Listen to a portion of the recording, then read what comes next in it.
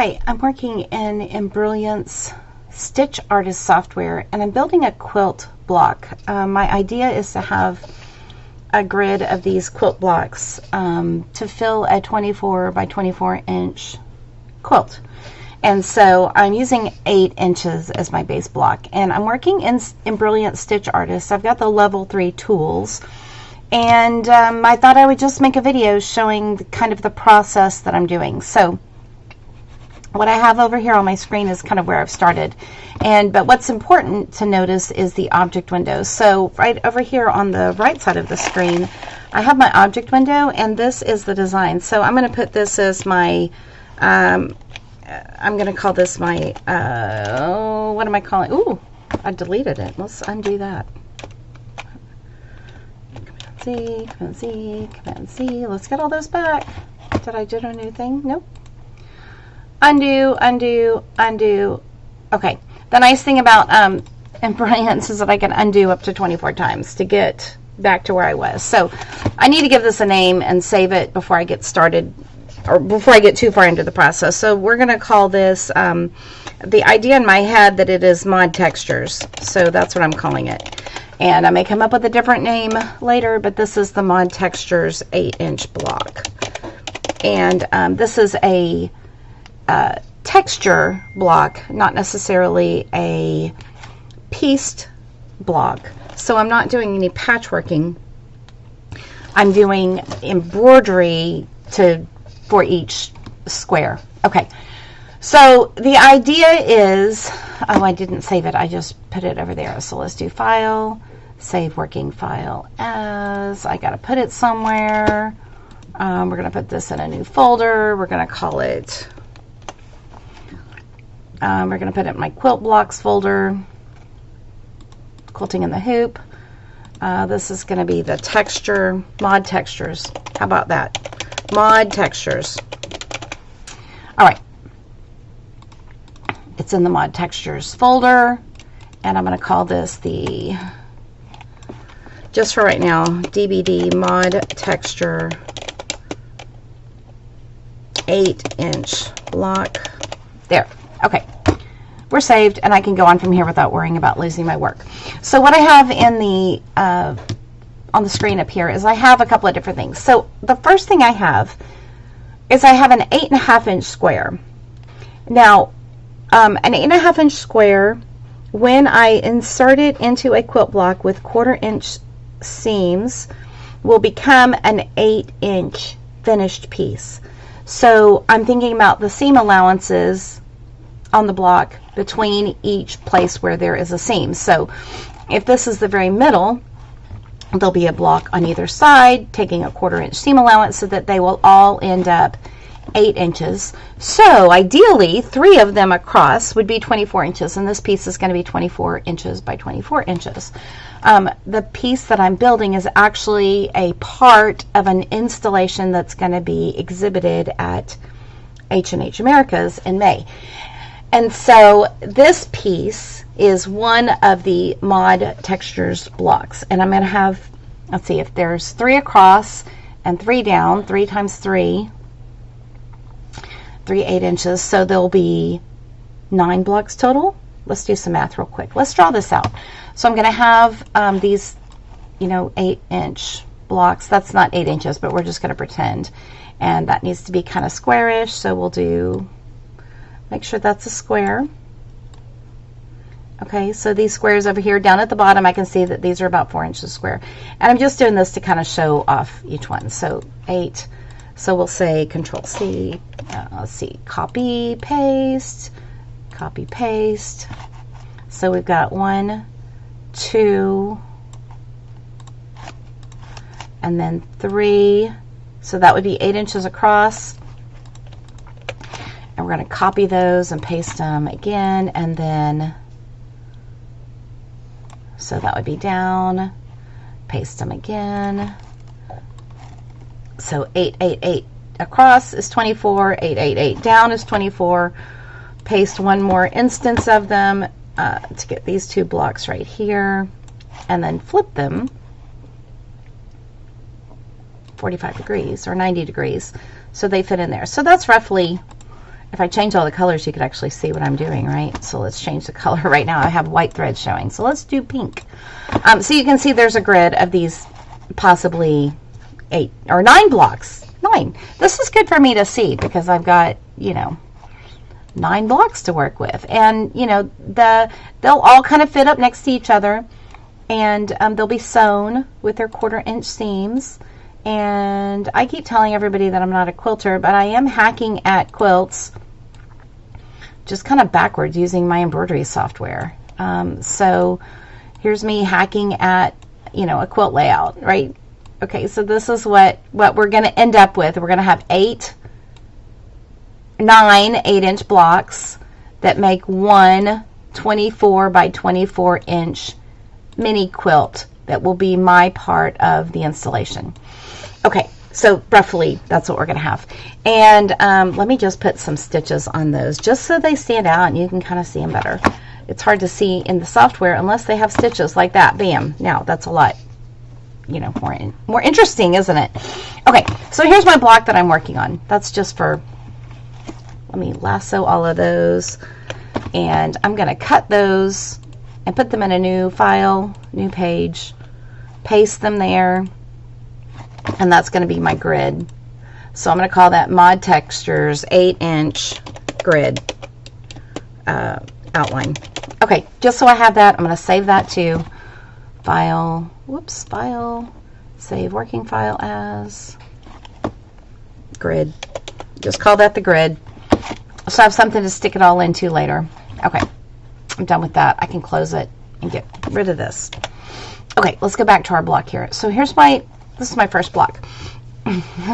Real interesting, right? So the idea is that I'm going to be using Cuddle fabric. I'm going to be using the new Quilting Cuddle, which has some really beautiful prints.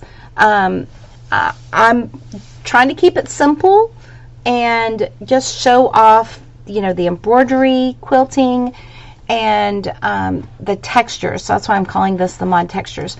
And what I want to do is, I know that with Cuddle, sometimes the stitching can actually sink down into the pile of the fabric.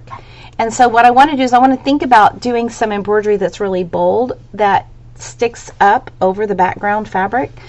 But also I don't want to completely fill it with thread, because the idea is that the Cuddle fabric will shine and look interesting, and then the embroidery will give it texture. So I thought about this mod kind of thing, and I don't know why I think about weird shapes when I go different places, but different shapes, different places have different vibes to me. And when I went to H&H last year, I got this mid-century modern feel, and I don't know why. So that's just what I'm thinking, and that's just what I'm going with. So the idea is that these are going to be like kind of mid-century modern kind of shapes of embroidery inside each of these blocks, and I think that'll look cool. We'll see when I get there. So this is what I've got now. I got a line, and I've got a little ball at the end of it, and the little ball is just simply filled with stitches. This is just a run stitch that's a chain effect. If we zoom in real close here, you can kind of see how the embroidery texture is this overlapping chain stitch. It's really actually very cool when you do it with a thread. It's an engineered stitch, so there's not anything else I can do to that stitch, but I like it for the run because I think it'll show up well on the fabric. It won't just sink in. It'll actually, the stitches they're big enough to sit up on top.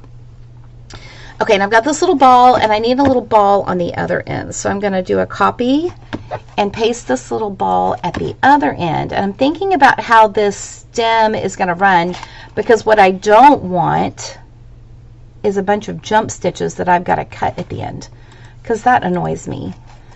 And so I'm thinking about the pathing of this as part of my process. So the better I path it now, the less jump stitches I've got to cut later. So I've got a ball here that starts and ends where these little bow ties are. Then I've got my running stitches, and it's gonna, we're gonna switch that outline reverse points. So it's gonna start down here and end up there. I need to change those bow ties. You can see that as I move all that, those jumps go away. And then it'll start right here up at this ball. And so I've got a good path right here. Now, this isn't centered in the square, and that's intentional, because what I want to do now, I want to take this shape and I want to do a copy. So all of those pieces over here in my object window, and then I want to paste them, not right on top of each other. I'm going to actually take and spin them around. And I don't want to shrink the size of them, but I do want to kind of have them skewed off a little bit so that this doesn't look quite like an X. I had drawn it out first and it was kind of like an X, and I didn't like that. So I don't want it to really look like an X. I want it to be kind of funky. So I've got funky here. And so now I'm going to do another one. I'm going to paste another one, but this one I am going to alter a bit. So I'm going to shrink this line. Okay, so I'm making it quite a bit shorter, and which means I've got to move the ball that it starts with up to where that line starts. Okay, and now I can take this chunk, that new one I just made, and I can rotate it again, and I want it to kind of be off center like this. So there, and you can see my ball is not touching, so that there will be a jump stitch there, and I don't want that. And now I've got a cool line with these balls on the end of it. The idea is that these balls, I will actually put a crystal in them when I get done, because I think that'll be fun, and I like to have fun, and I like sparkle, and I love the fabric that I'm going to be using for this. So I'm adjusting right here the angle of these stitches for these circles, because I want the stitches to kind of all lay a certain way and catch the light with the thread a certain way, and I need them to be angled differently. So I'm thinking about that. So now that the stitches are kind of lined up, kind of mirroring each other, okay, and reflecting each other on each end of their respective ray. Do I need one more set of those? I think I do. I think I need one more. So let's do this. Let's add one more of these little guys, copy, and we'll paste that, and then I'll rotate that second instance of it. And maybe that's going to be, how do I feel about that? I don't feel like that's quite in the right place, so let's scooch it right about there. And I think it actually needs to be a different length also. Maybe. I feel like it needs to be slightly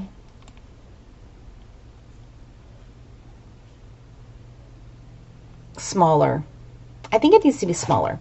So let's shrink this line a little bit. We're adjusting this line just a touch, and then we're going to put the ball down here right up on the line.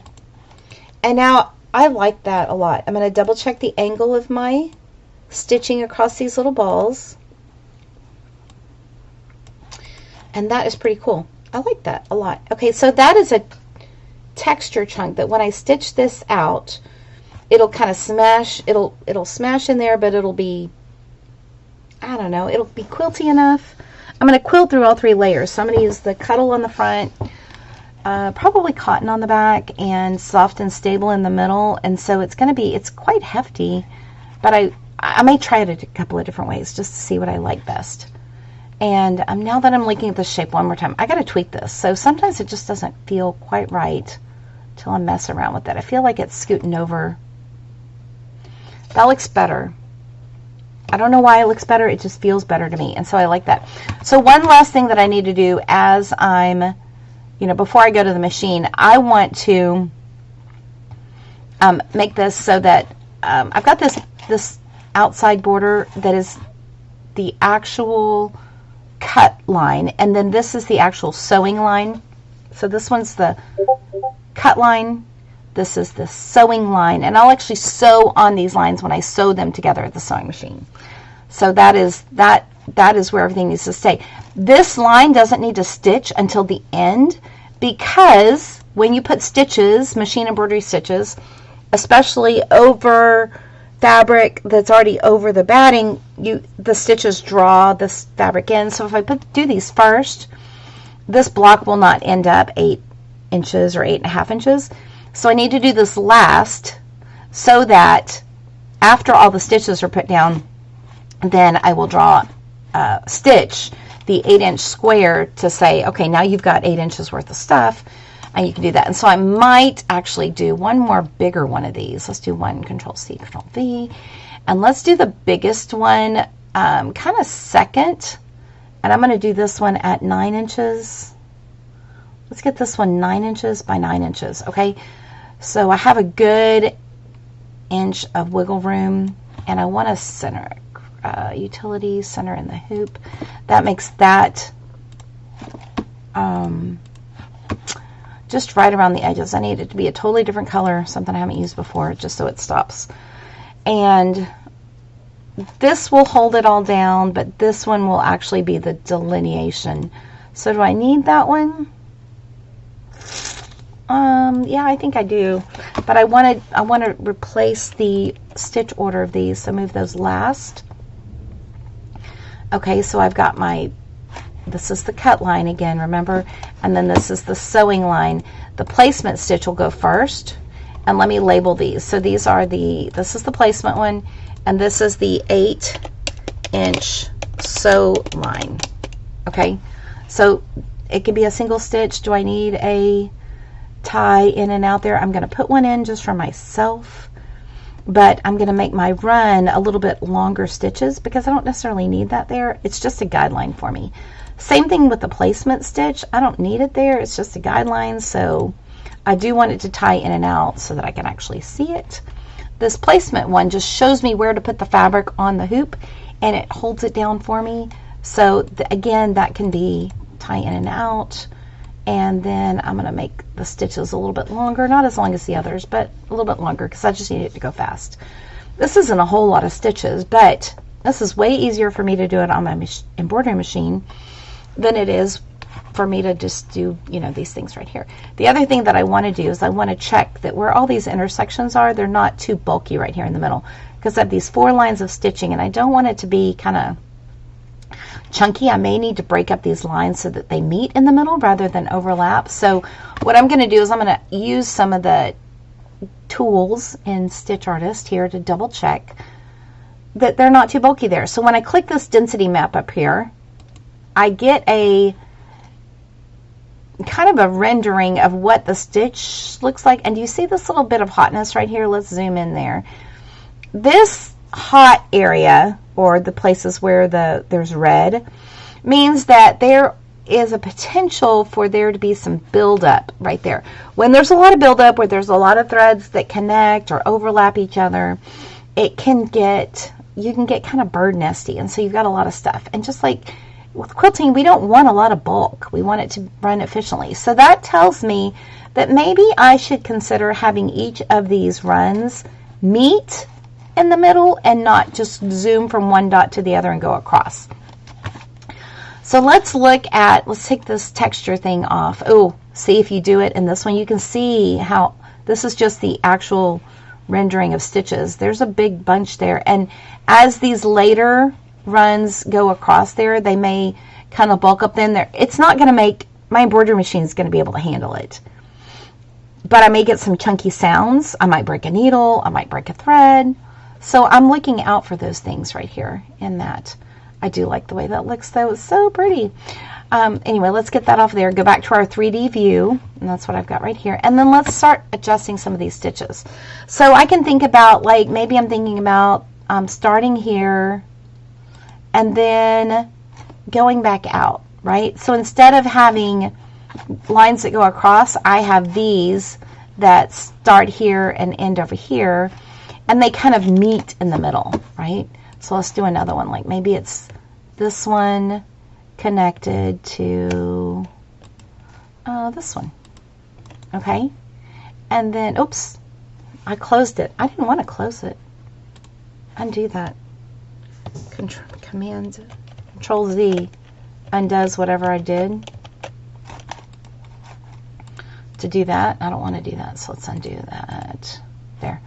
Okay, so I don't want to close to shape. Let's go back here again. Let's do this one to here and this one. And when I go through the middle, I'm kind of trying to not hit the middle, but just go near it, so it has the idea of hitting the middle, but it doesn't actually hit the middle. Let's do this one right here. I'm using a line node. You can see how my cursor is the cross, and I've got that little square right there. So just barely over, I'm going to hit that close to the middle and then go out to my ball. Save, and then which ones have I not done? So I should have this one, this one, this one. 1, 2, 3. I feel like I missed some. Oh, I see which one I need to do. I need to do this one right here, this one, and go straight down. So I feel like it's okay if I have 2 of these angle lines hitting each other. I just don't want 4 of them. So let's delete these big lines. Okay, so now I've got these 4 lines right here, and I'm going to look at them and see where my angles are. I want them to be close, but not right on top of each other. So see, I'm getting them close, but not overlapping. Okay, there we go. And it actually leaves a little bit of a hole in there, but that hole's going to be filled with thread, so it's cool. So now let's apply stitches to that. I'm going to use the same stitch that I had, that chain stitch, and that looks really good. Okay, one thing that's different about this chain run than the other one is that now my little arrows are pointing different ways. So these arrows are pointing, see how it comes to a point right there and a point right there? They're pointing different directions than they were, instead of like starting at one place and ending the other. And that's okay. If it matters a whole lot, I can tuck the point up there underneath the ball, and I'll make the balls end at the end of each of those runs and not at the end of the thing, because if I do all the lines first and then I go back and do the balls, I've got a ball, ball, ball, and then they're gonna there's gonna be jump stitches or thread tails to trim, and I don't want to do any of that. I mean, it's not bad, I just don't want to do it. Okay, let's scooch that one's little guy right to the end. And now let's go back and look at our density map. Okay, I can still see some red dots. Now, it's not as many as there were before. You can see that there is a little red dot there. That's just where the stitch as engineered, but it's not as hot as it was before. And I can further adjust that by manipulating these little arrows kind of away from each other just a bit. It's just where those little places where the engineered stitch kind of hits at those angles. Okay, so see, I scooted them away. They kind of, it appears that they come to a meeting point, but they're not overlapping anymore. And now the hot spots that are left are really just from those stitches overlapping each other just barely, and that is plenty. That's totally fine with me. That's not going to be an issue. And so what I'm going to do now is I'm going to path these. So I want my placement and sew lines. That's actually not a placement. What's that called? That's going to be called my cut line, right? Cut lines. And then the sew line. Do I need it to say 8-inch? No, I do not. Well, I'm going to leave it there. So this is going to be my 8.5 inch cut line. How about that? I'll leave it there. I'll allow it. And then I want to move these guys up here kind of in the beginning, right? And then I'm going to think about where the balls are and get these in order. So I've got the first one right here with this line, and I need to take this ball, which is in place number 11, and put him in place number 2. Okay, so it's going to start here at this ball, right? Start here, and see where the start and stops on that ball are right there. Then I'm going to start my line and end at that one, and this ball is in position number, I need it to be at between 1-3 and 1-4, and so let's find out where this ball is in our lineup. He's at number 12, and I want him to be at number 4. So I scoot him up to there, and now he's there. Yay! He's good. Okay, who's next? Now, let's see. So I'm minimizing the jumps. I'm going to have jumps between these shapes, but I don't want so many jumps. So if my next line is this one right here, that's cool because it's going to jump from here to here. So the next ball needs to be at number 5, and right now that ball is at number 10. So let's scoot him up to number 5. All right, so now my line is going to start right under the ball, finish at this bottom right ball, and let's find out where he is. That ball needs to be at number 7, and right now he is at number 10, so let's scoot him up to position number 7. All right, he's good. Now, this line right here, so it starts up here and it's going to end down here, so I need to find this ball and make it number 9, right? No, number 8, so it goes in front of that. So this one's going to go up at position number 8, then the line, which ends down here at this ball, and that one is at number 11, and I want it to be number 10. We're almost done. Okay, let's look at the last line. Starts at ball. All we have to do is switch that place. There's the ball, there's the line, and there's the last ball. Ta-da! So we're good. I'm really happy with that. Now, since I'm using kettle fabric, I'm going to do one more thing. This isn't something that you have to do. It's just something that I want to do. And I may turn this off when I get to the machine after I've done a test to see how it comes out. But I'm going to try it out right now and see what happens. So I'm going to put a little bit of what we call a knockdown stitch behind this. So to put a knockdown stitch, I'm using the features in Embrilliance Enthusiast, and I'm going to go over here to Utility, Add Knockdown Stitching, and I'm going to put the stitching that I like to use for a Cuddle background, because Cuddle is a minky fabric.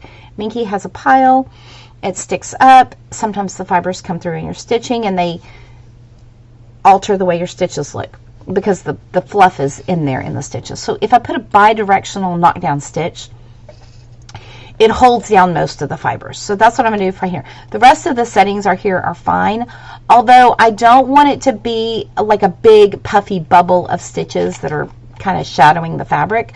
I just want the barest outline inflation around my stitches. So I'm going to put it that it is a 1 millimeter outline. Okay, so it's just a shadow behind the stitches to give it a little bit of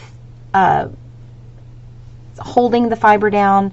These stitches aren't big, but I do want them to pop, and so I'm going to just inflate it a little bit and let's see what happens. So when I do that, I get this cool shape behind it.